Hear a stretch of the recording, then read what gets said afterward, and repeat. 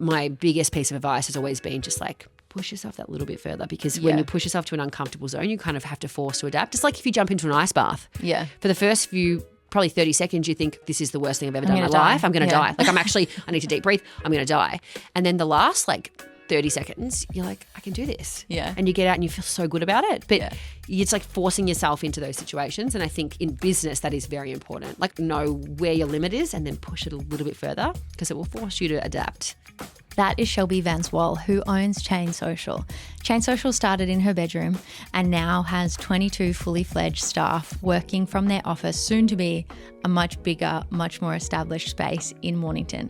And I am so impressed. I have known Shelby for a pretty long time because I've come in as a video lead on a couple of jobs that she has had, and I've loved every single touch point of working with her. Chain Social and Chain Academy, which I'll touch on in a minute, is so impressive, and she has so much integrity behind what she's doing. Personally, I've been really inspired by Shelby's journey because I put a bit of a ceiling on myself. When I think about scaling as something that I do, I sort of don't have those things in place yet where I can imagine hiring somebody, giving them the reins and never not being involved in the day-to-day of my own business. But that's so exciting that in this episode, she literally maps out how to do that. I think as creative women, sometimes we can get a bit stuck on the clients are here for me though. Like, yeah, they're here for you, but they're here for your level. So if you were to hire and train and teach your level, who's to say that you couldn't grow your business as big as Chain?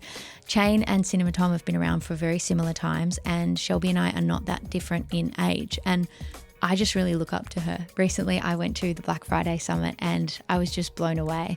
I love everything that she's doing and just how she excels in every point of presentation to her clients. This episode also goes through team culture and pretty candid insights on creative entrepreneurship. Before we dive in, I'd like to thank the traditional owners of the land this podcast was recorded on, the Gadigal people of the Eora Nation, and pay my respects to their elders past, present and emerging. Welcome to Process the Podcast. I'm your host, Ariel Thomas, motion director, social strategist and founder of production company Cinema Tom, and now founder of energy gummy brand Remy, helping you to get over the 3 p.m. slump and giving you the energy that you need to be your best self. I've had a pretty transformative couple of months over here, and the podcast, I am so proud to say, is back every single week. Things changed for me and a bit of a light bulb went off and I was like, wait, why am I not doing this weekly? I love it so much. And I know that I just needed a little bit of distance from it. And thank you for giving me that grace. I got a couple of DMs from you guys just saying, hey, thank you so much for just reminding all of us that we can take a step back and it's okay to do that. But I just needed it, I guess, while I was onboarding team members. That has also changed. What I thought was going to happen and has ended up very differently. And I'm really, really happy and proud of where we've landed. So I will be giving you guys a petite episode next week and we'll catch up. But until then, we can dive into the episode with Shelby. I'm so excited to announce, very relevant, that the sponsor of this week's episode is the Chain Academy, which is the education piece of Chain Social. And it's really remarkable when a business scales up to the heights that Chain Social have gotten to, and then they offer to give it back to the people at an affordable price. Shelby and I kind of talk about this in this episode, but the Chain Academy, we've had access for a little while now, and I am blown away. Mon, who is now on my team, who you will hear about in the next personal episode, she is thriving. She's learning about all things meta. And as kind of a boss, I guess, it's really nice to just be able to have her in this community of the academy, learning her way through things. And she's just there doing that, and that there is the support that she needs ongoing, so that I don't have to kind of be like, wait, what are you up to? Wait, what are you doing? So the reason that we signed up to the Chain Academy is because we want to learn how to do our own ads.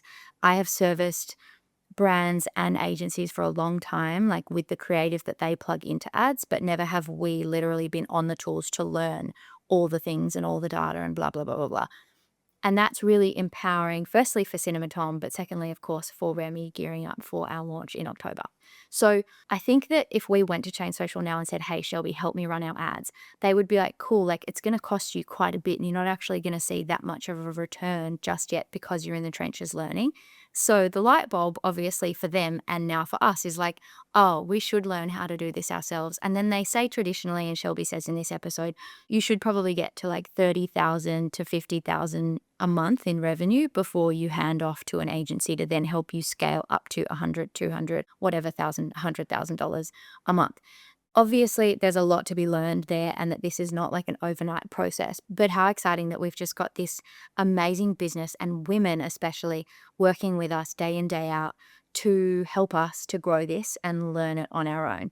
What I love about this as well is that this is never going to really go away. Like we have this information now forever. The learning, like as much as we soak up and implement, it's just knowledge that we have. So within the Chain Academy, there are 6 training modules. We came into it expecting to learn Meta, but now we have access to obviously their entire suite, which is Meta, TikTok, organic socials, SMS and email automation, UGC and influencer work, which kind of like, personally, I feel like we're all just kind of like in the dark guessing. I work on the other side where we book influencers all the time, but this is kind of cool to have it shared, and then also creative direction, which I am excited about because what about someone else's opinion? What am I doing? You know, like, am I doing it right? Like, I think I am, but we're only really making this up as we go. So we have loved the discovery phase of this as well, because once you crack into it, honestly, the world is your oyster. So aside from all the training modules, basically they offer support. So you get onboarded and you can come into the program at any time, but you get 6 support calls a month. They can be execution blocks or they can be like time for questions and them to really run through things like with you. So when there's an execution block, you're sitting there and you can just say to them, hey, can you guys look over our strategy? Or hey, can you check this? Or hey, can you help me to do this? And basically you don't need to be there and they don't need to be online with you. It can get done.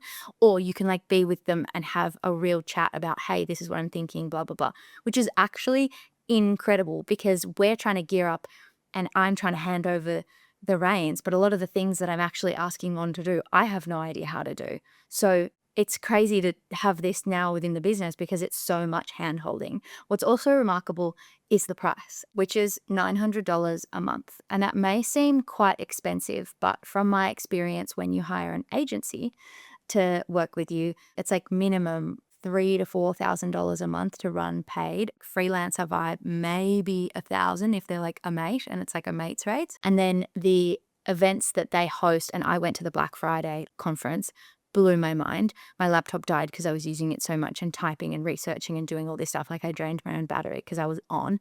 It was remarkable, not only the women that I met in those rooms, to see Shelby, who pieced all of this together, but they're actually one of the first Australian industries to actually bring together Meta, TikTok, Klaviyo, and Pinterest under one roof to talk to you about all this. So you're in really, really good hands. And as a business owner, I'm so excited because I know that Mon is in the best hands, therefore Remy is in the best hands. And that's a pretty holistic way to dive into something. So the links are in the show notes. Jump over to the Chain Academy. I hope that you love this episode with Shelby. I loved it. And just having her with me for 90 minutes yapping about all things Chain Social was such a privilege. I've looked up to her for a really, really long time. And it honestly is just such a testament to what she's built and where hard work can take you. She's such a cowboy. Like I kind of identify with Shelby in kind of like just how late to the game she learnt like the business things and how coasting for as long as you can get you pretty far. But I loved recording this with her and I hope that you love it too. I'm so excited to chat to you. Same. I feel like this is a long time coming. It has been. We chatted about maybe 18 months ago even about you coming on the pod and then life got in the way. Yep. Fine. It does. But now you have more freedom. Yeah. Yeah, it's good though. I'm enjoying having a little bit more freedom because I can do fun things like this. Like this to me is fun. I love to talk. I love to educate. I love to just yap. So this is like the perfect outlet. And I feel like your podcast is the perfect place for everything that's in my brain. Like I think the end user will value like what's in the brain, you know? So talk me through what Chain was when it started and what Chain is now. It's so different. It's wild. When I do like any sort of reflection, I always actually, when I look back at even our logo and I reflect on like our first ever logo, our first ever iteration, it was like it was a black hashtag with a bright yellow background. I need to find it. It was, and then show you, it was so disgusting. But like at the time I was so proud of it, right? And honestly, where Chain was when I first started over 9 years ago was just me and a laptop. Yeah. That was Chain. In a bedroom? Yeah. Well, in the spare bedroom. Yes. It was tiny, and I had this little white like slider desk, and I set it up with all these really cute little office accessories, and I honestly thought like, I've made it. This is amazing. Like, how good that I can work for myself. I'm 23. That was my energy, right? And it's interesting because I always had vision for what I wanted the business to be, but I don't know if I genuinely at the time realized what it could be. But then really quickly I realized where it could go because we were like an early adopter. I think that's like really important whenever I talk to anyone, whether it's a client that's coming in or whether it's about my business. There's like a timing cycle. Yeah. So first to market often does really well. Yeah. In any industry, you see really good e-com brands that take off when they're first to market. It's because they are first to market, right?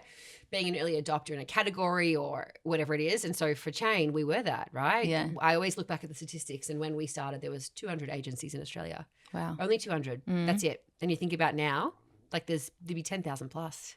Yeah. Like, well, there actually is statistically. And there'd be a lot more people like you kind of calling it an agency, but it's really their bedroom. Correct. Or their spare bedroom. Correct. And I think that's the other thing, right? So when I was calling myself Chain Social Agency, actually no. We called ourselves Chain Social for like the first couple of years. And we only switched over our Instagram to Chain Social Agency probably 2 or 3 years into the business because I was like, I'm now an agency. Like I'm now hiring staff doing little things. But when it was just me, it was like, just Chain Social. Hi. Like I'll do your Instagram. I'll do your ads. Like, and it changed a lot. But the difference between where it was when I started and now, my passion hasn't changed. Just the size of what we do has changed. Yeah. And I think I've always been like a yes man to a lot of things. And so I think that is why Chain has kind of got to where it is, because when I started, I was like, yes, I'm going to start my own business. Like, what is there to lose? And now when I make similar decisions, I'm like, yeah, I'll do this big crazy event. What have I got to lose? Yeah. Right? Like kind of like that entrepreneurial thing where you jump out of the airplane and the parachute gets built on the way down. Yeah, but like, you trust yourself to build it. You've built it before, so you'll build it again. Yeah. You just roll with it. And I always think to myself, like, I remind myself we work in like, well, we don't work in PR, but we work in PR, not ER. So I'm always reminding myself like there's actually nothing that can go terribly wrong, right? Yeah. So like just do it. But yeah, Chain with little old Shelbs in her bedroom to where it is now, like building a new HQ and doing really Building great. a new one. Yeah, yeah. Okay, so my first ever employee, Lisa, would account this. Is she still with you? Unfortunately not. Okay. She left 7 years in, so she had 3 good babies. innings. Yeah. Oh yeah, amazing, right? Bonnie though, who still works with me, she also heard me talk about this. So I used to talk about having this head office that was going to have a rooftop pool. That was like my dream, like a rooftop pool and like a beauty parlor. It was basically like a lifestyle hub or like a sorority house for like my business, right? And I love that. We're building it. We're finally making it happen. So next year's our 10th year in business, and we're going to move in to this incredible space 10 years in, and it's got a wellness center, like a building a wellness center into our office, like an event space. Yeah, it's gonna be really, really cool. And I obviously also have a couple of e-com businesses, and one of them a lot of the girls love because it's skincare. Yeah. And all the cupboards we've filled with skincare. So and that stuff, you can use all that stuff for content as well. Yeah, for sure. Yeah. For sure. So yeah, we're building a HQ, and I'm proud of that because it also, that was a decision that was like a big decision too, because we've rented the whole way through. It gives you so much flexibility renting, right? But I decided after 9 years that it's just time we have our own space. And also what I love and the aesthetics I love, I'd never wanted to like invest that money into my landlord's building. And so like we're working with a designer and it's going to be incredible. Schmick. Yeah, like Vogue style. Yeah, okay. Which is, by the way, is part of our brand. Yeah. Like that's Chain. So I'm like, this is just another branding exercise, just an expensive one. Really. Had that expensive. So what do you think that you were doing differently back then where you had that like aha moment to be like, oh, this is way bigger than me? Okay. So probably the bit that I always remember, because obviously it's like 9 years ago, right? Yeah. There's some key standout moments. When I started, it was just, like I said, me and my laptop. And again, timing was really important. But I would go out to clients and I would sign a client on for these small packages. And then within 2 or 3 weeks of working with them, they were then telling their friends, hey, you need to get this girl. Like she's freelancing. She's a legend, whatever. Like she's really good. Let's get her on. And so I remember like it was honestly within the span of like 4 weeks or so, I had like 10 clients. Yeah. It was wild. And at that point in time, I was like, okay, so I still have so much demand where I am right now. Do I say no and put my prices up and like, supply and demand, like do it that way? Or do I hire someone? And I remember sitting down with my husband at the time. He was an apprentice, so really hard times, me starting a business and him being an apprentice. It was so risky, right? There was no stability in the household. And I was like, what should I do? And he said to me, he's like, just do it. Like, I'll hold down the fort, thinking back now, like, bless, because he was holding down the fort with about $550 a week. So, like, holding down the fort, right? Yeah. But we just made it work. Yeah. Everything's relative. It's fine. It is relative. Correct. But I'm so glad that I did listen to that kind of gut instinct. And to be honest, the other reason I think I really did pursue it was because my first handful of clients was such a diverse range of clients, right? From a cookie manufacturer to an indoor play center to a car yard, like diversity. And when I started to see leads coming in from like little fashion boutiques, local fashion boutiques, I was like, they're the ones I want to work with. Like, that's where my passion lies, in that space. And so then, I was like, all right, well, I need to be able to take them on. And I can't let down my other clients because I loved my other clients because they became like family. They're the ones that believe in you early on. And this was the thing. I always think to myself, like, what if I hadn't have let those clients in and done the work for them, I don't think this business would exist. It wouldn't, right? And so, I believe that I just realized the opportunity quite quickly. And also, back to timing, no one was doing this. Yeah. So this was the golden age. Especially not a woman. No, this is the thing. It was the golden age. There were a lot of men doing like SEO and Google ads.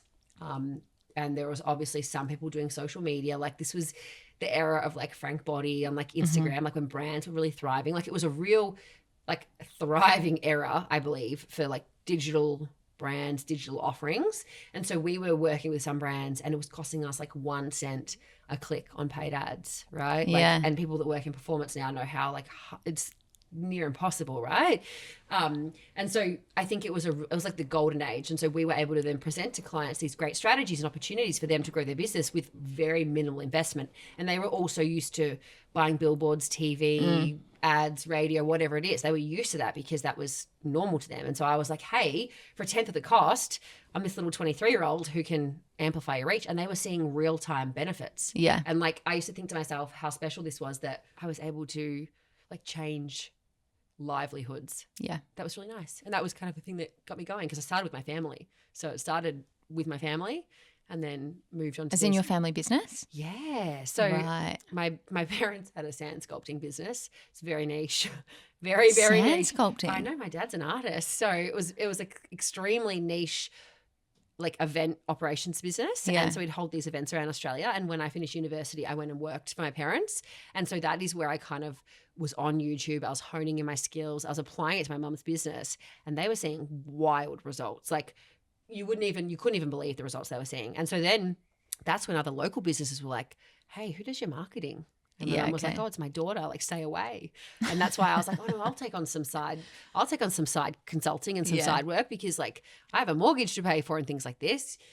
And that's where it started. And I'm really glad that it started there, but it's weird going back. It's like going down memory lane, right? Because I only have such a current understanding of my business like as of today. Like I almost feel like it never started just as me. Yeah. Because it's so different to that now. So I've almost have to be like, what was the beginning of this business again? And maybe I've done that for like PTSD because the logo was so bad and like the way we used to market ourselves was just mortifying. Like I look back now and I'm like, oh my God, but then I don't delete any of those posts or like any of the old content because I'm like, that was where we started. It's a reminder. I love it when brands don't archive. I think it's nice. Oh, it's so nice. It's like a reminder of like the path we take. But it's mortifying, but also kind of like humbling. And it's good. It's totally. Really... So when you think back to things that really move the needle for you, what else comes to mind? Okay, so probably the first thing, and it's controversial, but I believe like the mindset when I moved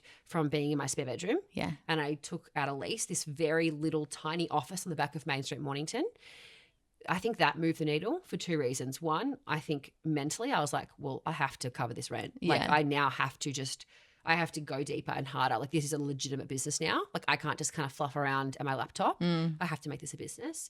And that definitely changed my mindset because you've got a little bit of stress, you've got a little bit of pressure. So you're like, all right, got to make it happen. And I still apply that mentality today. Like when I do things, because I'm like, I've got to then make it happen. Yeah. You've got to move it.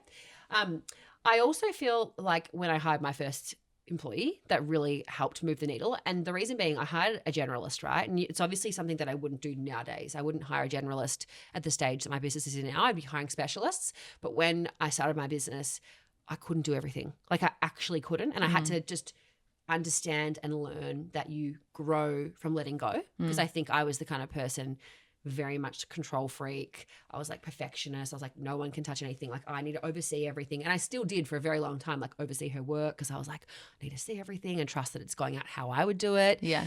And I think that moved the needle, because it was like, again, it was almost like a learning phase, being like, to actually get ahead, you've got to let go a little bit. Yeah.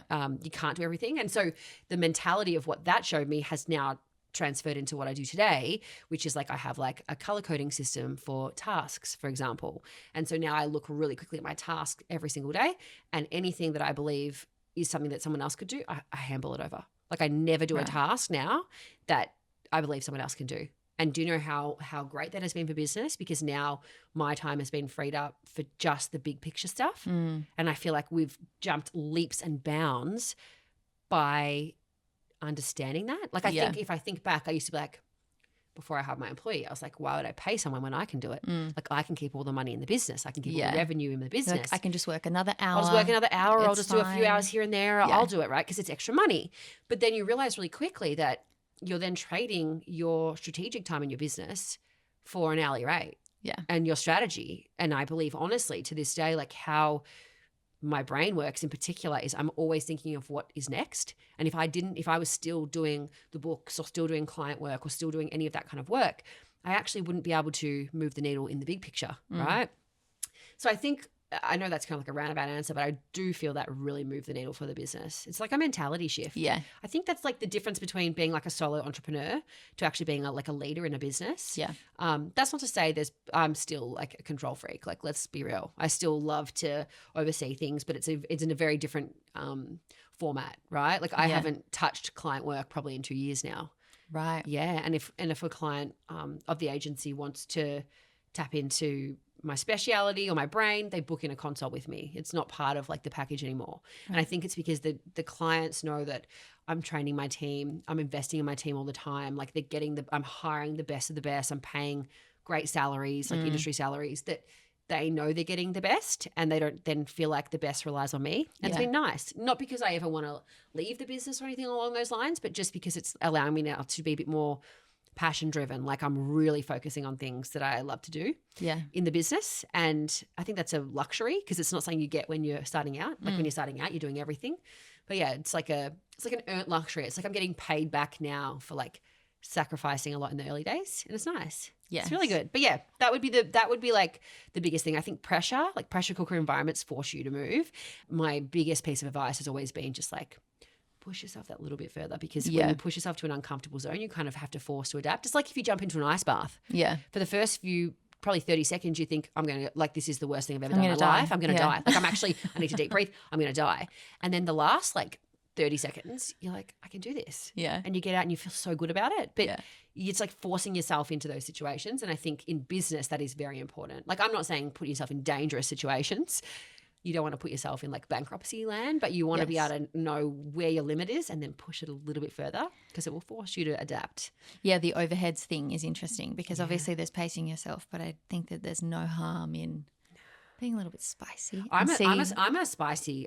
My profit and loss is spicy, as in like everything, the things I choose to invest in, and something some business owners would think is excessive or is a waste of money. But I believe like sometimes it's those like spicy investments that are the fun. Like it's like even this new office, right? It's costing an arm and a leg, and it's actually more than functional. Like you don't need to have a wellness center.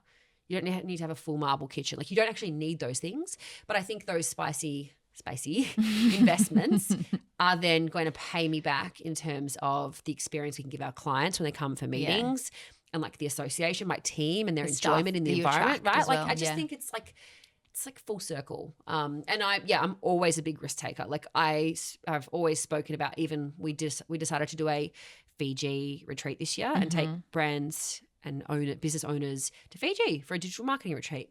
And we decided to do that in January this year. And it was about $130,000 investment to do it. And so I had to commit to that before even knowing if there was palatability for anyone to come with us. right? And so that's a huge thing to go, okay, well, I'm going to risk $130,000. But at the same time, I was like, but I actually feel like I have to do this to, one, prove that there is palatability, because otherwise how are you ever going to know?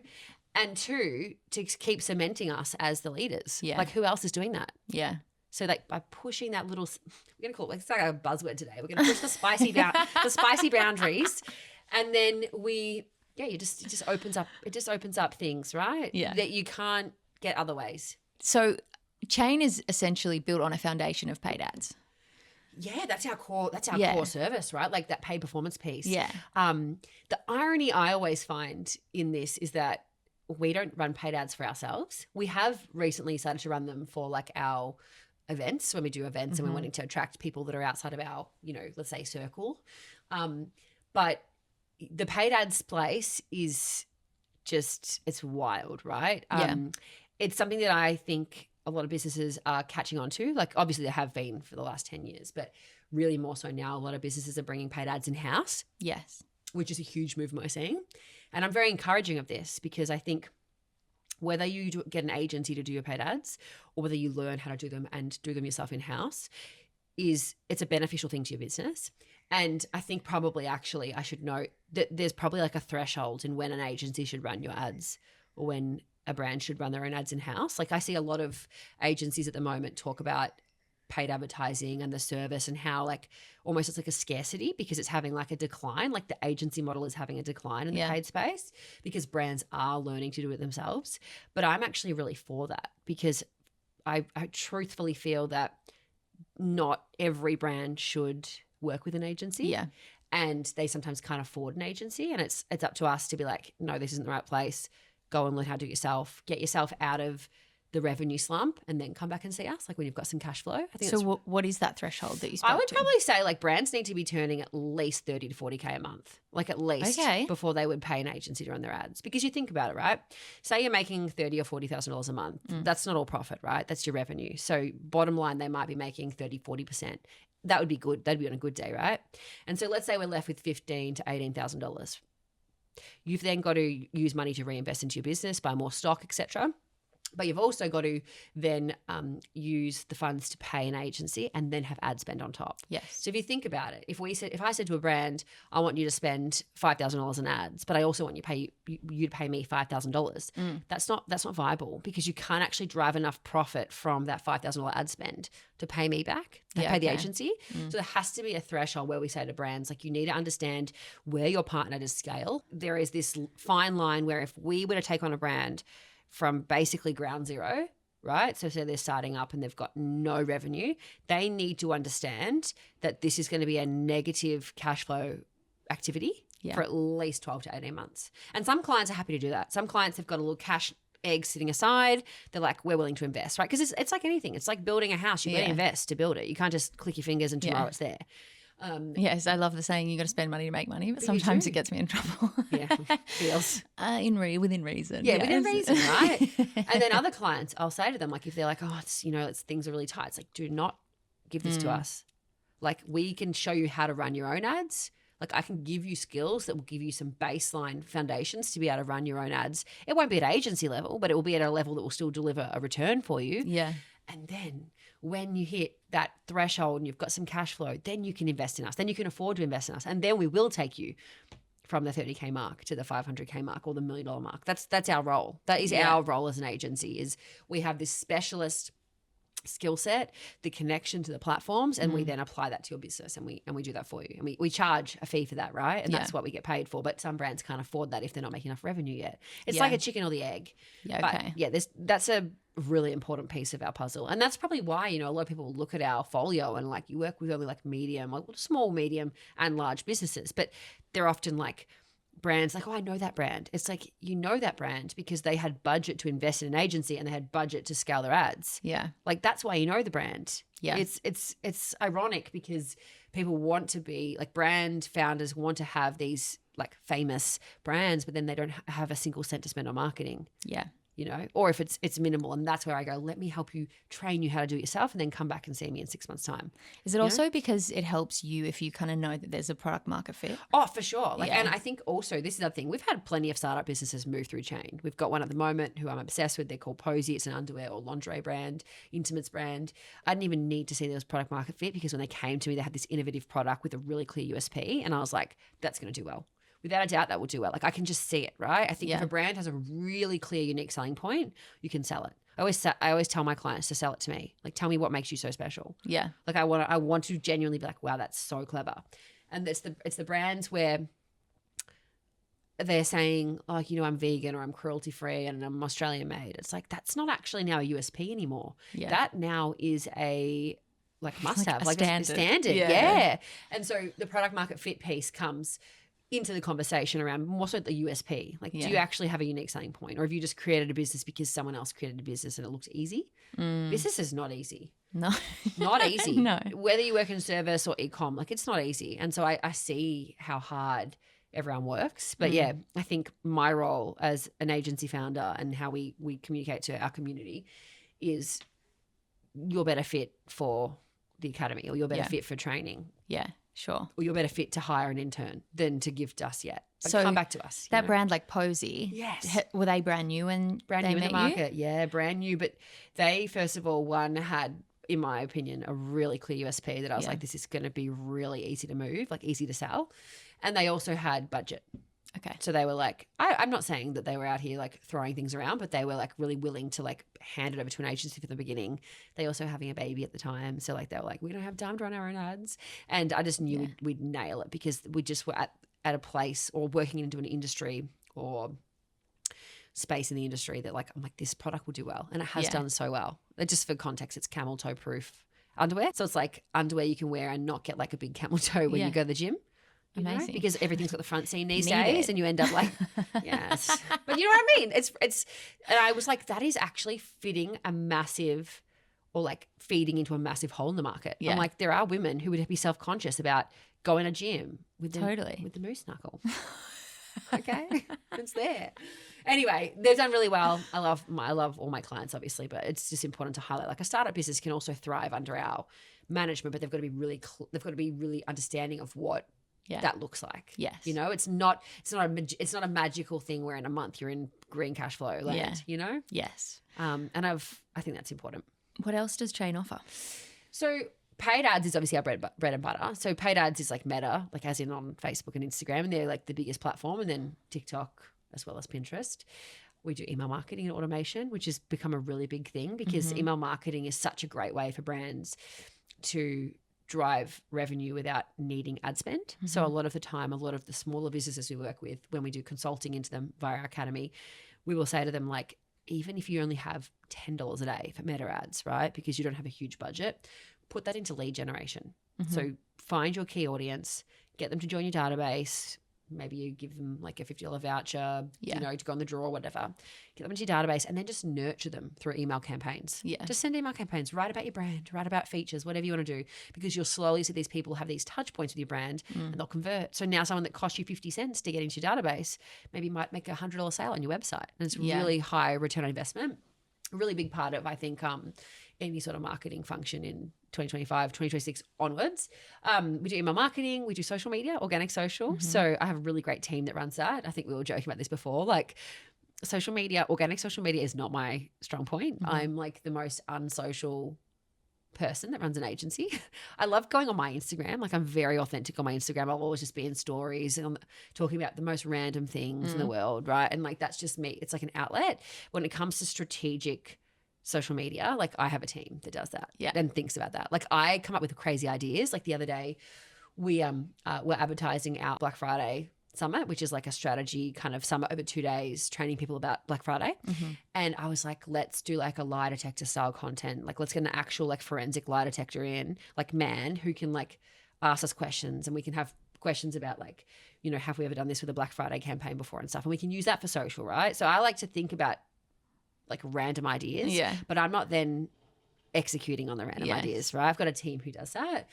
And then we do digital design. So we do websites and branding and everything like that. It's, we're a busy little team. Yeah. What's your headcount now?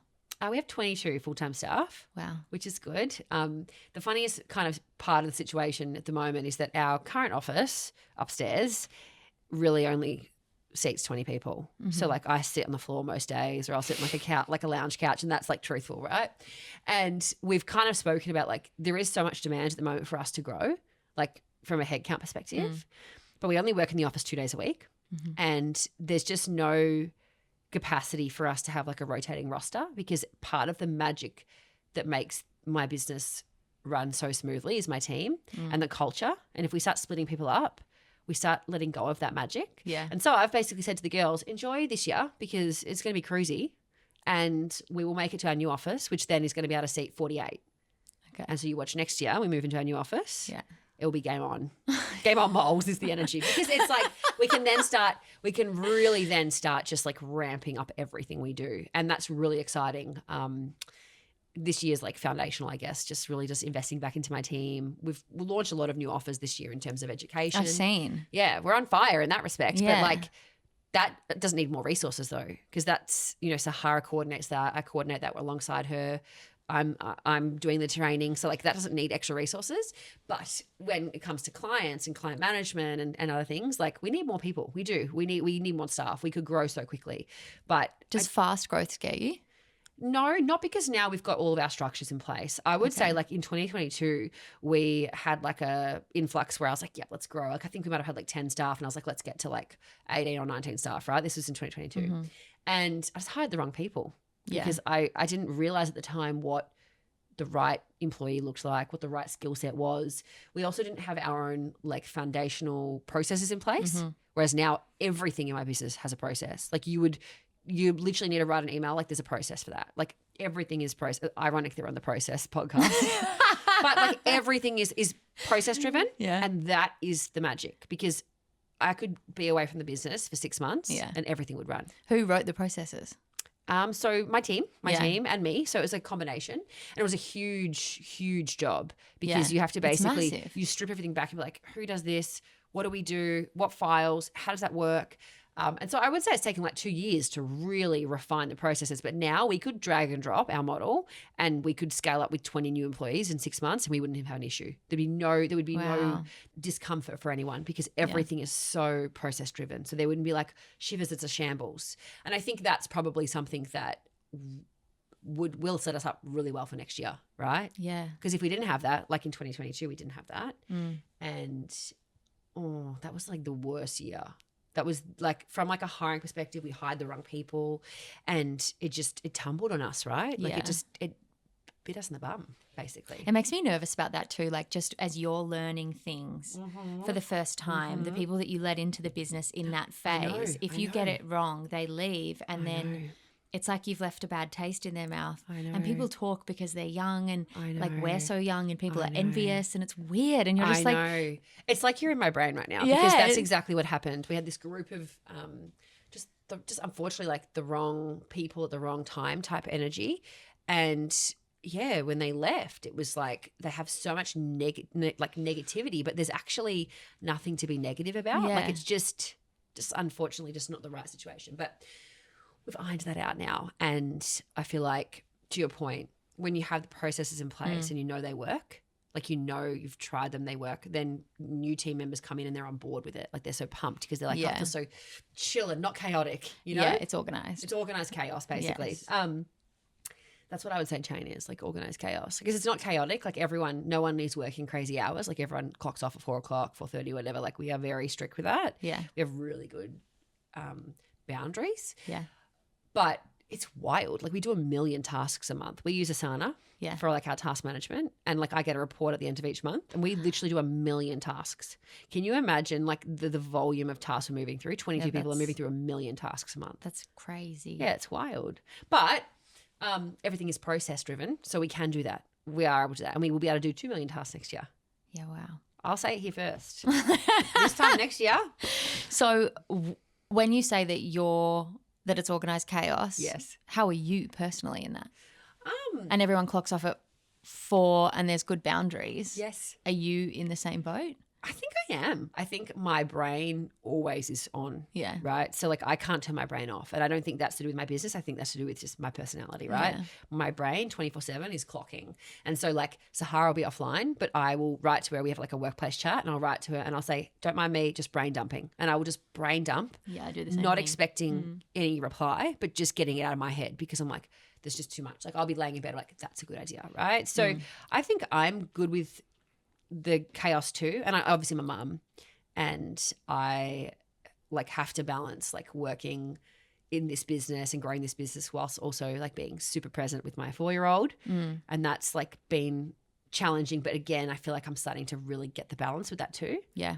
I have like basically I work in the office 1.5 days a week. That's like, that's how much I work in the business. I have like a full day of meetings on a Wednesday, and I'll pop into the office on a Friday to see the team as like a team culture thing. But then my Monday, my Tuesday and my Thursday are basically personal days. So on Mondays I'll go and do appointments, which sounds wild. And on Tuesdays and Thursdays I try and spend time with my daughter. Are you still on the laptop or on the emails though? So I feel like I've gotten better at this as well. I think what's happened is like, again, this is that current theme that I spoke to like when I started my business, I couldn't let go of things. And I've really, really, really learned to relinquish control. Yeah.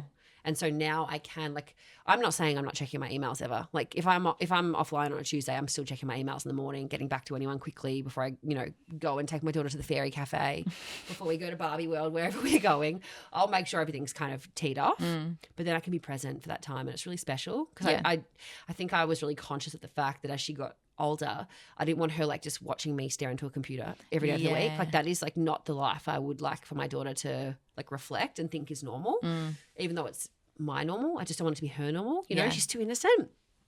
So, and at the start of this year, actually, I was well and truly feeling just all sorts of burnout, like emotional and physical burnout. And I don't know what it was. It wasn't like a specific thing that like got me there, but I just was like exhausted, right? I think it's maybe working so hard for 9 years. I think my body was like, you need to slow down. Yeah. And so I actually took a 3-month sabbatical at the start of the year. Wow. I didn't work for 3 months.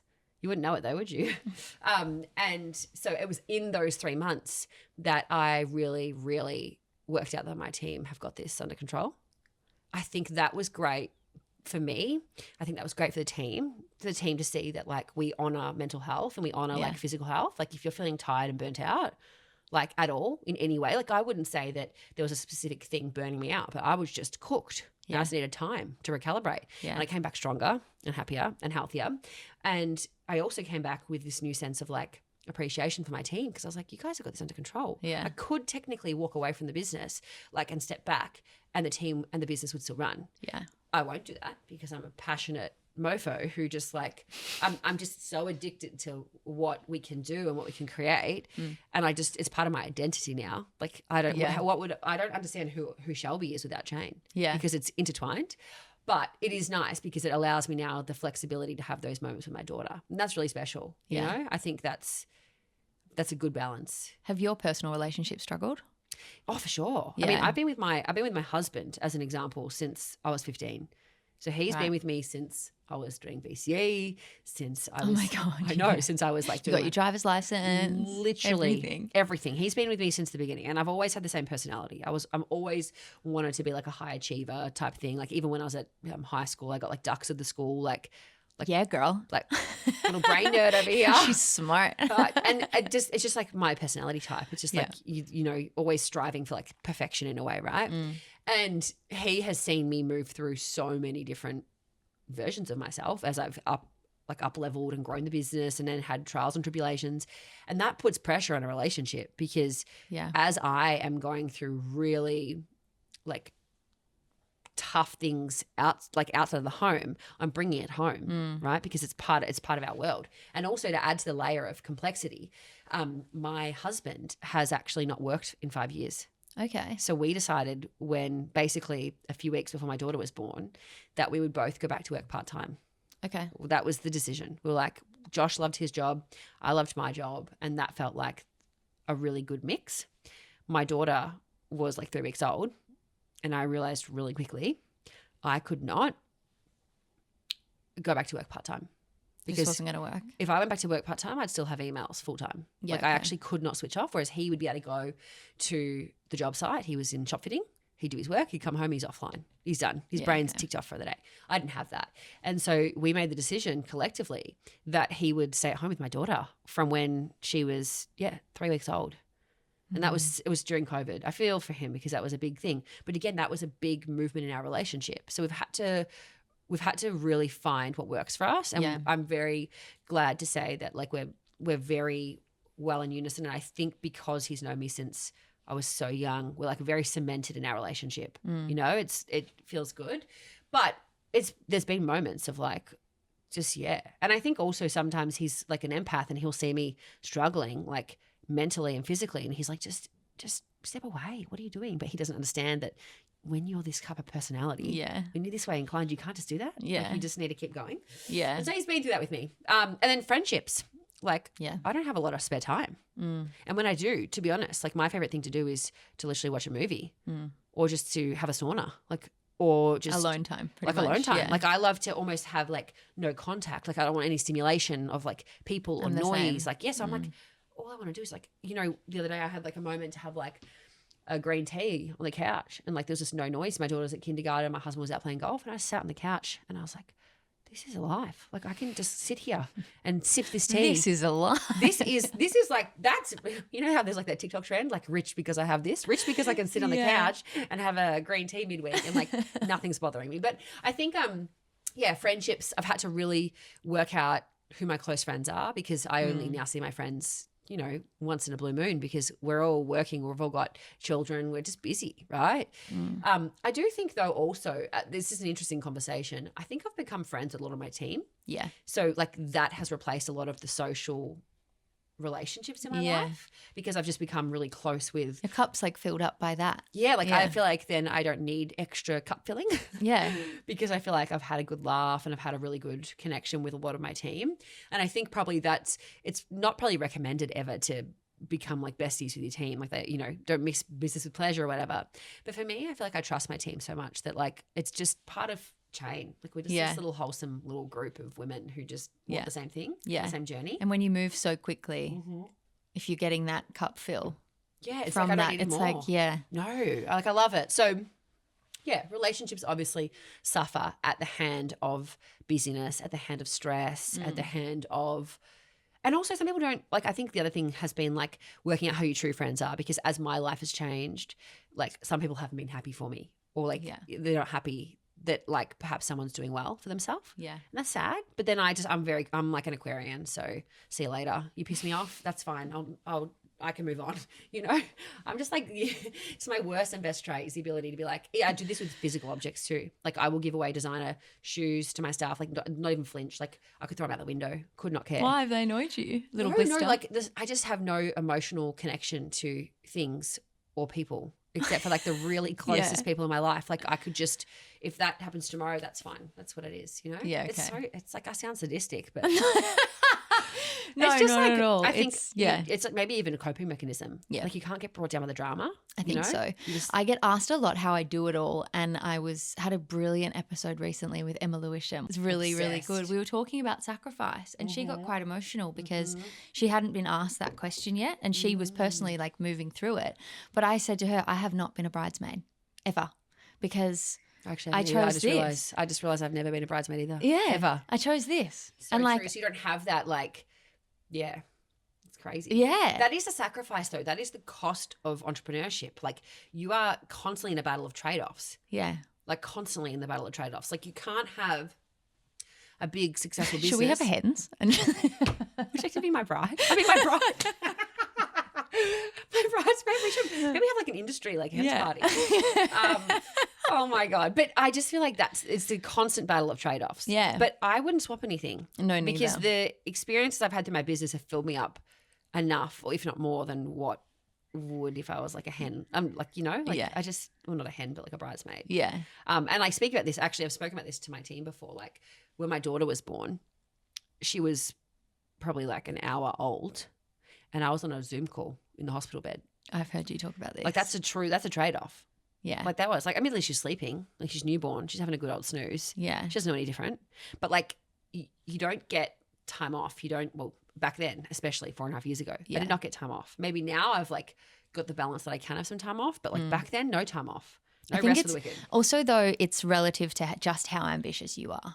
Without a doubt. If you were like, no, I'm going to put a week in place. You can do that. You're say no to the Zoom. Yeah. You're talking to someone who's had to learn to say no. Yeah. It's hard because I'm a yes man. Yeah. And I think that's part of the magic. But at the same time, like you said, it's a sacrifice, a level of sacrifice. I'm happy to have that level of sacrifice because I feel like now I'm so fulfilled in my business. But some people wouldn't want to do that. Some people would think I'm crazy. And that's okay because everyone's so different. But anyway, we can go. There's so much to talk about. Should we do like a 4-part special? Hey guys, just a quick break to remind you that this episode is sponsored by the Chain social learning platform, Chain Academy. We are having the best time with those girls and having 6 blocks to book in and ask questions and learn with them every single month is so much fun. I feel like the world is our oyster. And if you want to learn more, please check out the show notes. If we zoom out, Chain has generated like over $1 billion in the e-com space. Well over that now, yeah. It's wild. What do you think that some of the brands that have really added to that have done right? Okay, this is the best question because all the brands that have been under our wing that have scaled the fastest, moved the fastest, become household names the quickest, have been brands that are willing to relinquish control. Can you give us an example of brands that did do that? Yeah, of course. So like Banging Body. Yeah. She came to us and she's like, this is where I want to be. And I was like, okay, well, this is what you got to do. Did she have the brand set up before she came to you or was it 3 weeks old, the business? Okay. Yeah, so it'd been live for 3 weeks. Yeah. Okay. Crazy, right? And we took on everything from influencer, photo shoots, web design, Facebook ads, email marketing, anything and everything Banging Body for 2 years came out of Chain as an engine. And then that business grew so quick that she needed an internal team. Like there's moments where like an agency makes sense and then moments where an agency is voided because the business is so big it needs an in-house resource, right? Like a team. But that would be a great example of a brand. And even like more recently, like a brand like Nala, like another perfect example, like they came to us and they were willing to relinquish control of paid to us completely. Like whatever you need to make it happen, here, we'll give it to you. Same with Banging Body. Same with Gem, Georgia from Gem. Like these people are all the type of people where they go, if we're going to outsource to a specialist, we're going to let them do their job. Yeah. And I think the brands that grow the slowest under our management, not that they're growing slow, but like they don't have that same like moment of like skyrocketing, are the ones who are still super, super, super, super nitpicky or granular. Like it's like it's not this big of a conversation. Like, and the ones that are really, really nervous about investment, whereas the brands I just spoke to have always been like, whatever it takes, we want to get there because they know, like, getting a business off the ground, e-com business, costs so much money. Like you're just delaying the inevitable. Yeah. You can do it slowly and all you're doing is delaying the inevitable. Like you're not just doing it slowly doesn't mean it's going to be more profitable at all. And so like, it's just like pulling off the Band-Aid, right? And those brands then reap the benefit. Yeah. They do. They reap the benefits of that mentality. And I think when I say like they just, they're open to spend and invest, like obviously within reason. Like I'm not coming to my clients and being like, mortgage your whole house and give me everything. But I'm saying to them, what's your starting budget? And then we scale it and then they invest everything back in. Like it's a constant reinvestment for probably 2 years. Like that's normal to them. Whereas some other brands are like, oh, well, no, we'll have the same budget next month. But then it's like, okay, well, you're not going to expect that same scalability because you can't. Right. Yeah. So the most common thing would be brands who, one, relinquish control to us and let us be the specialists. It's like you wouldn't micromanage your builder. Yeah. But somehow you micromanage your agency. Yeah. It's wild. And then also brands that have, again, that clear USP. I think that's really helpful. Brands that really are disruptors in their market or in their category. I think all of those brands I just mentioned are exactly that. So I think for me, it's the brands that relinquish control, but also the brands that have a really clear USP and also the brands that look at everything holistically. So you'll see there's a common denominator between those brands I spoke to, Bang & Body, Gem, Nala, whatever brand it is, even Posey.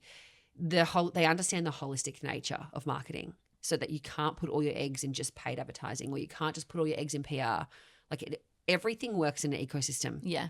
So we often say the clients that do best are the clients that are doing PR, investing in content, running their socials, like really think about organic social strategy, running paid ads, optimizing their website, working with influencers and tastemakers. Like you're doing a bit of everything. You're kind of then building out, I think this is a thing, right? You're building out a brand. Yeah. Rather than just a commodity. Yeah. And I think that's probably this line here is the brands that do really well, the ones that really invest in the brand. And is your team coming up with creative, executing creative, delivering it, getting the approval on that, and then just running with it? Yeah. So we have a full team. I just realized I missed talking about that before. We have a full team. So like Lauren, who's our art director, she'll come up with like high production style concepts. So that's like editorial shoots, product shoots. We've also then got a social team who work in with our paid team across like UGC, creator content, mid-fi content. And we're coming up with all the concepts. So we're pitching that into our clients. Depending on the scope in which we're engaged, we're pitching in either content for paid ads, which is very different to the content than organic social, right? Like so different. Or we're pitching in content for like web or, you know, like billboards, whatever it is. And we're basically working end to end. But it's important because more so than ever, like now being 2025, the creative at the moment is the only bit that is moving the needle for paid ads or for social. Like if you That's why I bring it up. Yeah, if you don't have good creative, like you can forget it. And that's why I find it baffling when some agencies don't actually do creative for their clients. It's baffling because the easiest part of the process is doing like the ads builds. Like you can learn how to do that. You can systemize that. And AI is probably going to come along and take that anyway. What you can't technically learn, that's why you have to outsource, is the creative mind. Like understanding what creative you need where, how to do storytelling, how to translate your brand and your brand's point of difference into market that's going to actually cut through, right? Because that's the currency at the moment. That's everything. Yeah. Like it's like everything. Like even Meta on June 6th swapped over how they run their platform. Basically you need to run 10 new creatives a week at minimum. Like it's wild and some brands don't get that yet. Yeah. But it's good. It's good for creatives. Yeah, it's very good for me. I'm in business. I know. I say this whenever we do our Meta masterclasses, we have like some creative agencies come along. Yeah. I'll say to them, like, you're in the best business. Yeah. Like you're in a good place. Yeah, it's good. absolutely. But it's important. And I think even with AI coming along, creative will be even more important because everything's going to look the same. Everyone, even at the moment, I can tell when copy has been written by AI. Yeah. And so those fucking hyphens too. But it's icky. It just sounds too layered and doesn't sound human. And I think humans crave human interaction. And we're going to do that. We're going to want that more when AI is prevalent. And like I think about COVID time, like how everyone just, all they wanted to do was crave to like hang out and have a drink with a friend or like go to the movies with a friend. Like you just crave that interaction. Like you can't get that digitally. Yeah. And so like I think the brands that are going to do the best are going to be the brands that are human and creative driven, which is exciting for you and for everyone else that's willing to invest. It's good. I want to show you this thing that got sent to me the other day. What is it? It was a piece of content and it was like a guy on TikTok being like, this gets views, this gets sales. And I just wanted, I love it. Like I wanted to flag it with you. Because it's a different part of the funnel. Yeah. Yes, we love. Now, what do you think the state of the funnels are? Yeah. Well, okay. So I truly believe majority of my clients are working on top of funnel. And I feel like it's I feel like I'm saying like a buzzword when I feel like top of funnel because it's the big marketing bros always like funnel bro, you know, like I just so I'm really cautious when I say this, but top of funnel being like that introductory touch point or that brand discovery touch point, that first interaction, those awareness touch points. A lot of brands are investing there because that's where you can do really fun, entertaining, scroll stopping, fear mongering, whatever you want to do, right? This is your attention moment. So majority of my clients are investing money in top of funnel because it's very easy to sell a product to someone that knows a brand. Like I think I explain this to my clients that investing in top of funnel content is actually cheaper than just investing in like bottom of funnel activity because you would then have to be advertising to them so many times to build that trust, build that understanding, build the exposure. So yeah, for my clients, without a doubt, it's top of funnel. And I think even with like how we operate on chain, not that we ever post a lot of content, like we're kind of like the hairdresser that doesn't do their own hair. But when we even post on our social media, it's a lot of top of funnel content because like I just figure that that's a discovery touch point. You know, it's more important.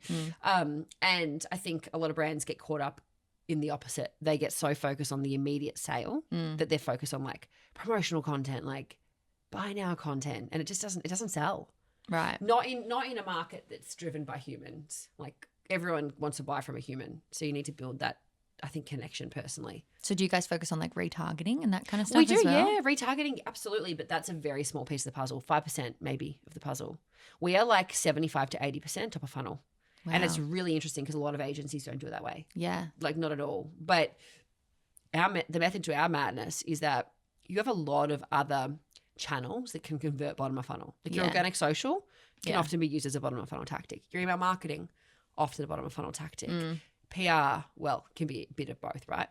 Influencer, often a bottom of funnel tactic. So when we're engaged in a full service scope, we're thinking about the ways in which we can provide our clients the cheapest possible interaction with people that will end up converting into a customer. Right. Yeah, and that's the magic. It's a magic moment. We teach that in our masterclass, actually. Yeah, true. And people are always like, what? Because it's like it goes against like whereas their agency or they might be doing like 70% on retargeting.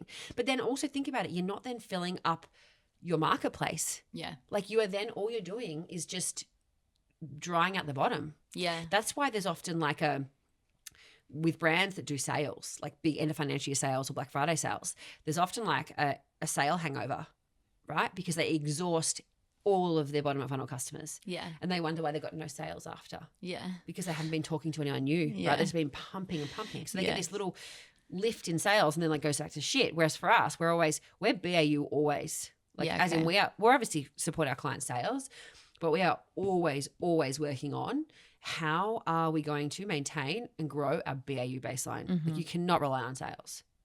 So what is it within you that wants to educate like this? I feel like, okay, if I'm being super truthful with you, there is a plague of agencies that suck. No, I mean that with all due respect, okay? There are people who are calling themselves agencies and specialists that would barely have the qualifications to be a coordinator. Yeah. And the problem is that they then sell themselves and their services in market. They say, yeah, we do Facebook ads, right? Yeah. And then clients go, oh, this is so good, this is so cheap, this is so amazing. So then they go and do Facebook ads with said agency, freelancer, whatever it is, and have a really terrible experience and then get burnt. And they try again and they get burnt again. And they try again and they get burnt again. And what happens is this deadly cycle where then agencies like Chain, that are a little bit more expensive than everyone else for a reason, we end up having less clients to even ever work with because all of these other smaller agencies have burnt the relationship. Yeah. Right? That brands just go, agencies don't work. Yeah. Because there's cowboys. Yeah. So for me, my goal with starting education was to make it accessible to everyone. I don't give a shit. In fact, actually probably half of our audience at our Meta Masterclasses in the last 18 months have been agencies. Right. So over 500 agencies have trained with me in the last 12 months. I don't find that competitive at all because there's so much room for everyone. Yeah. What I do find is how excited I feel that they'll be going out and doing it properly. Because it will be less tarnishing to the industry I operate in. Yeah. You know, it'd be like being a beef seller when people are boycotting beef. Yeah.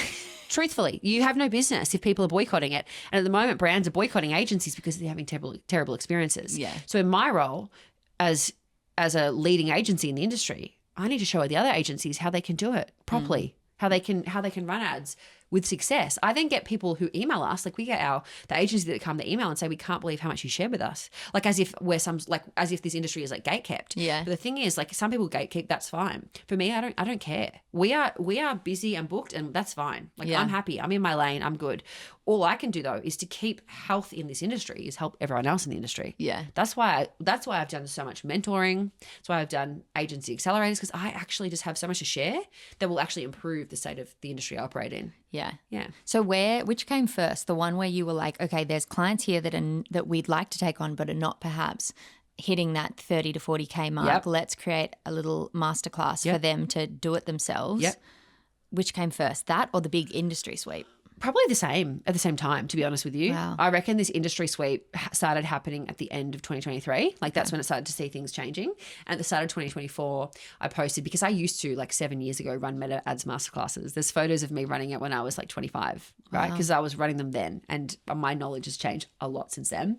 And our partnership with Meta has changed a lot since then. And so in Feb 2024, I put on my social media, would anyone be interested in like an in-person like training course, right? Like thinking that we would get like 5 or 10 people be like, yep, and that we just do it at our HQ in our little meeting room. Yeah. And that would be that. I didn't even think anything of it. I was like, this will be cute and like it's not a core business if offering for us. Like this will be fun. Yeah. And we did it and I was genuinely inundated with people like, yes, when is tickets going on sale? And I was like, sorry, what? Because I just didn't realize how many people were on the other side of this Instagram that were like dormant and then were like, I want to learn. And so we did our first one at Jackalope in April 2024. and it sold out straight away. It was like 50 people. And I was like, and then after that, people in like Brisbane were like, when are you coming to Brisbane? When are you coming to Adelaide? So then we did 18 masterclasses in the last 18 months. A roadshow. Adele and I call it our Eras Tour, you know? Oh my God, I love that. I know. And so basically at the same time as, you know, brands were wanting to learn, there were also a lot of agencies that were realizing that they had to improve their skill set or they're going to become redundant. Yeah. And it's happening. There's I cannot believe how many agencies are closing at the moment. But I can kind of believe it because they just never had a competitive advantage because they didn't do things properly. Yeah. And you don't survive. Your business does not survive with no results. Yeah. You know, I think this is the other thing, right? Because I've always had people be like, aren't you like worried that you're giving away like all of your spreadsheets and your knowledge? But I'm like, no, because we deliver results. Yeah. So like ultimately my clients are happy. Yeah. So like that's one of the biggest pieces of advice that I give to young creatives that are starting up their folios and stuff like that is to showcase somehow that you haven't just done one job for that brand, but they're a return customer. And retention. They're like, why would I put like a sheet society? I'm like, because they booked you 3 times in a row. And anyone with like a business brain is like, oh, that worked. Correct. Yeah. Correct. This is like 100% a bit of discourse that I see on TikTok is, you know, people having mini meltdowns about how their agencies are losing clients and how this is all happening. And I think to myself, just focus on retention. Yeah. That's your core offering, honey. Just focus on retention and you will thrive. That's what we've done. So while everyone else is having big, bold meltdowns, we're just focusing on being better at what we do because we then are celebrating with clients that have been with us for 5 or 6 years. Yeah. Just like last week, we had Simone Perel sign up for their 5th year. Like that is a testament to this industry, right? And that's important to me. So, and it's, we're very aligned. I think it's a really key thing. So, and retention happens through results. Like clients are happy if they've got something out of it. And that's why then I'm training people to be like, this is how you do a good job of meta ads so that you can retain your clients and you can give your clients results, you know? Yeah. When it comes to inspiring your team, I find we're all fishing from the same pond at the moment in terms of creative. It's so the cream is rising to the top and then we're only seeing the cream and then everyone's like, just do that. But it's so dull. I love that you're back there with your lie detector ideas. But how are you kind of inspiring a team where essentially every day is like a 6 to 10 second video that's got to cut through? That can take, like, I come from a filmmaking background. Yes. I'm mortified that that's now the majority. It's dopamine hits. People, I know. And I knew that it was coming, so I kind of adapted in this way. Of course. But how do you feel about that? So to be honest, I think one thing that I've always been really big on with Chain is that, like, everyone can pitch anything to me. Like there is no kind of box around what we do and don't do in the content space. So like nothing is ever too outrageous or too conservative. So I will say to my girls, like, pitch anything, like pitch it, because if you can think of it, like that's an original idea. Like if you've thought of something original, just pitch it, right? We are actually about to roll out a campaign and it's under embargo and I wish I could share it. Maybe when this comes out, maybe I can. I can't say much, but it's a very exciting hair care brand and we're about to launch them into market and we're doing a really controversial launch and I'm excited, but also like, again, I'm not nervous, but it's outside the box because we're just sick of seeing the same shit. Yeah. Like, you know, I think, I've got lots to say on this space. I think people love cookie cutter. Yeah. They love to follow the trends. When if you would actually look at every brand that is the most successful, they're the ones that aren't following the trends. They're setting the trends. Yes. So that's our energy at Chain. Like just whatever comes to your mind, pitch it. Yeah. And roll with it because sometimes the most outrageous or the most like the wildest ideas turn out to be the best. And also I encourage my clients and my team not to follow trends. Yeah. Like we're not trend followers, we're trendsetters. Yes. So we have to think outside the box. And we get inspiration from other categories too. So although we work in marketing, we will be looking at everything happening in world news, from pop culture to politics to landscapes. Like we're looking at everything. Yeah. And just going like, how can we bring that in? It's exciting. Yeah. So I'm very much, I always say to my clients, like, what are you stopping and watching? Truthfully, what are you watching? Yeah. Like, not what are you having little dopamine hits on? Like, what is actually staying with you and making you make decisions? Like, what is helping you buy something or invest in something or find a new service? Like, and then we extrapolate that and it's always unique content. It's never like, oh, I saw someone get a box dropped on their head and I bought a car from a car yard, because like it doesn't happen like that, right? And again, I think this whole conversation will stem back to that AI conversation, that again, because everyone's going to start looking the same and feeling the same, that when you can create anything authentic, I don't care if it's jarring. I saw a quote once about like, I'd prefer 100 people to love me than 1,000 people to have no like nonchalant about me. Yeah. And I apply that to my clients' brands. Why do you care if someone doesn't like your brand, doesn't like your content? Because you've got then diehard fans that do. So just roll with it, you know, rather than having 1,000 people kind of be like, whatever. It's just like a bit of another brand. Yeah, true. Show up for the 100. 100%. Even like in my personal brand, that's what I like to do. Yeah. I'm probably very jarring for some people because the content is just so sporadic. You don't know what you're getting. Am I cooking lasagna, or am I talking about how much I hate something, like, or am I talking about skincare? You don't know. But like that's just, I just go with it. Whereas I feel if I actually polish myself and did like a day in the life, here's me doing my cute little interview. Like I just don't do that because I don't feel like that breaks the needle enough or pushes the needle enough. For me, everyone's different. Yeah.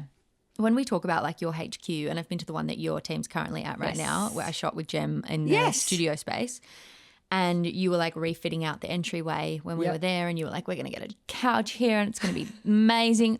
How long did it take you to really, there's two parts to this question, understand your cash flow? Yeah. How long? As a business founder, Oh my God, I'm obsessed with this conversation and you're going to be shocked. You'll be shocked. I think we'll be similar. I think about 12 months ago. Yeah, same. I was like, okay. I think because I was just living... What's it? Living a Livia La Loca or whatever they say. I was just living and just going kind of with the flow and just throwing and hoping it sticks, and I just had some really successful moments across the business. I genuinely thought, and this is mortifying, until about probably a year to 18 months ago, that revenue was the same thing. Like profit was the same thing as cash flow. Like I truly did. So I was looking at profit and loss. I'm like, great, this looks good. But then like, where's the cash? Like, oh, wait, shit, all these clients owe us money. Yeah, so I worked out, 12 to 18 months ago. So now I work with my accountant every 2 weeks. We catch up, have a cash flow meeting, and it's so much better. Yeah. Like we have targets and we have like spreadsheets and all these things that are really important that I never had. And it's wild to think that I got away with it for 7 years without it. Yeah, wow. Do you think that's wild? Absolutely crazy. And having a big payroll, you know, our payroll is over $2 and a bit million a year, if not more now. So like, wow. But I got away with it. And I think it was just because I think it was a bit of luck and a little bit of like ignorance. Yeah. And also like I didn't start taking a proper salary or anything out of my business. Like, and when I say proper, like a normal salary, like a 50, 60K salary out of my business until like nearly year 4. So like I invested everything back in. Like this isn't like a pick me moment, but I really did have a lot of support around me for the first few years where like my mum would bring groceries over to my house because we just didn't have the money for that. Like we just were really struggling. Apprentice, startup business, and I knew I had to invest back. Yeah. So I think the business was healthy from a cash flow perspective because I left everything in it. Yeah. And then I started to spend some of it and do these really fun things. And then, until about 18 months ago. And I was like, okay, all right, we need to focus on this now. So then how has it come about that you guys are doing the power to look at the spreadsheets and be like, we need a HQ, we're going to fit it out, it's going to be amazing, there's a pool on the roof and a wellness centre. Okay, so...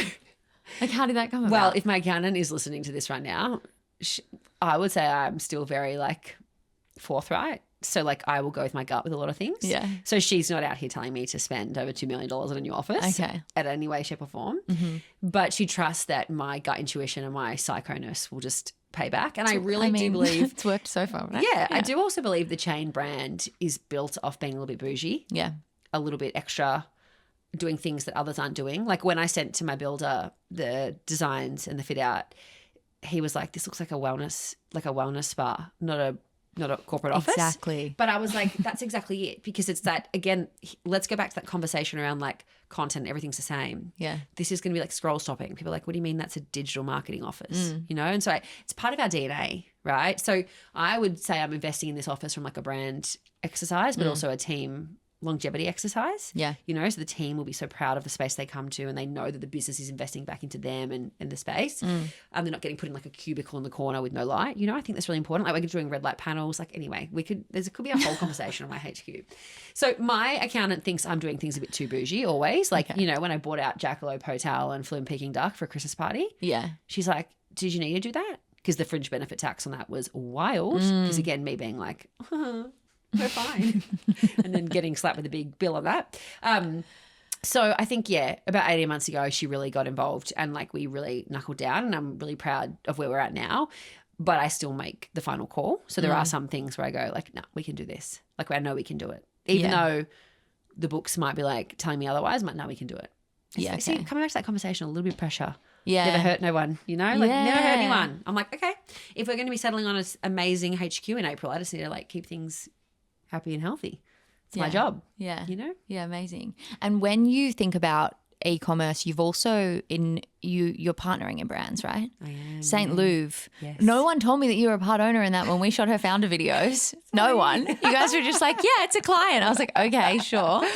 Yeah, so another thing we're doing, which is kind of a little bit against the norm, is equity share in return for services, which has been like strategic for the clients we partner with, because they're then getting a whole entire marketing team and my brain for a share of equity, but then we're getting a share of equity and they're running the business. So it works really well. We've actually just invested in another business, which is that hair care brand. Yes. Okay. So you will see soon another one. I'm really particular with who I kind of angel invest or equity like share invest with, because we can't have all of our clients under an equity arrangement because we need cash flow. Yeah.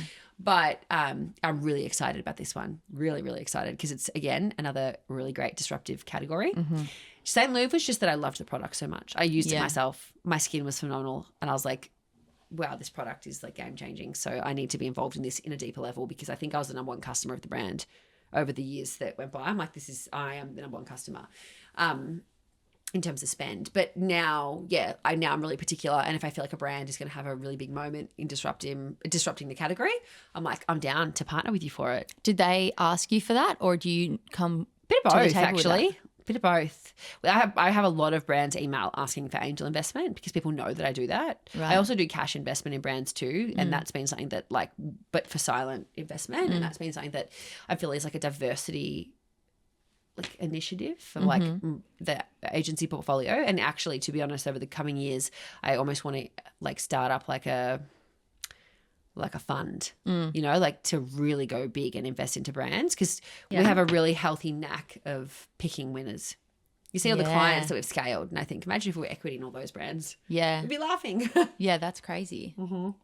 So when we think about what's next then, with that.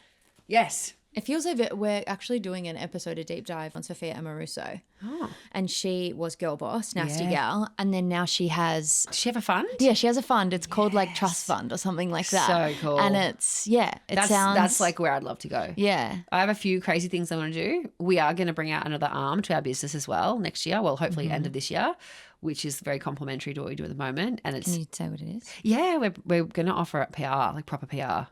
Moving into the PR world, I just feel like no one's doing great disruption, and I'm ready to kind of get back to my roots. I did PR and events when I was at the start, and now I want to get back into it. So that's a very exciting kind of growth opportunity for the business, and I'm pumped for that because that's like a passion project and complementary to everything we do.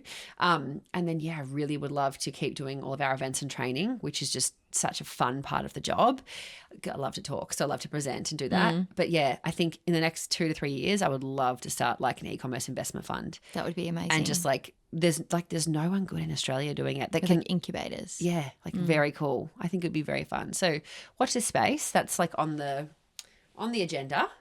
How and when it comes to light, I need a lot of money for that. So that's an accountant conversation. Let's look at the cash flow.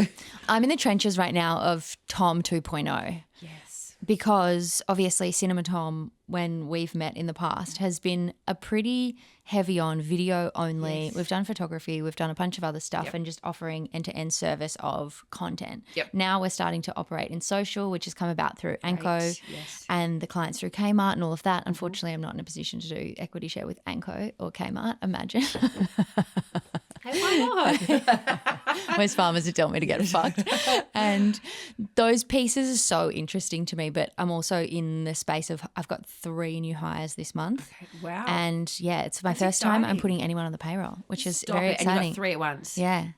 I know, because I'm sort of in that piece. Yeah, you got to push. I'm putting. Get through it, you don't. I'm in that discomfort where I'm like, okay, let's put the pressure on. Yeah, but it's not anything else other than what we've already done. It's just changing I just pay their super now. Nothing's actually changed. Right. So that's great. Yeah. So I think you'll feel more commitment though from it. Like it feels like it's different to having contractors. Yeah. It's like it just feels more like a little, what do you call it, like a little home or a little. It's like an engine, yeah. Yeah, it's an engine. That's the word I love to use too. Yeah. So in that, obviously, I don't want to be a greedy piggy about all of this, and I'm interested in offering bonuses. And how do you figure all that out? How did you approach all that? So again, kind of conversation would be like what I did for the first few years versus what I do now. Yeah. So first few years we weren't able to pay a lot to my staff because we didn't have a lot of cash flow, or we didn't have a lot of revenue, probably actually is a better conversation.